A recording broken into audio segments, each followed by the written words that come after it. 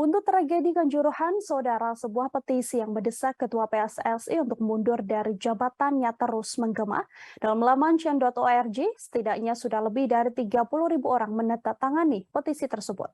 Mereka mendesak Ketua PSSI Komjen Purnawirawan Muhammad Iriawan alias Iwan Bule untuk mundur dari jabatannya imbas tewasnya 131 orang di Stadion Kanjuruhan.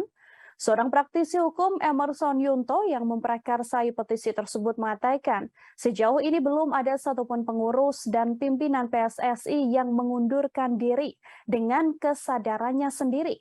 Petisi kedua diunggah oleh laman yang sama oleh Perkumpulan Jurnalis Rakyat atau PIJAR yang ditulis oleh Suhari Ete.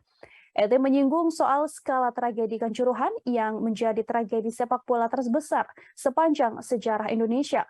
Sama seperti Emerson, Pijar juga mempersoalkan laga Arema FC versus Persebaya Surabaya yang dilangsungkan tanpa mengindahkan rekomendasi untuk memajukan jadwal.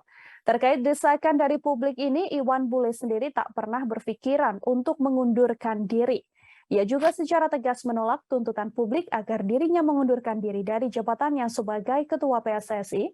Iwan Bule menuturkan ia bertanggung jawab atas tragedi ini dengan bentuk kepeduliannya bertolak dari Jakarta ke Malang.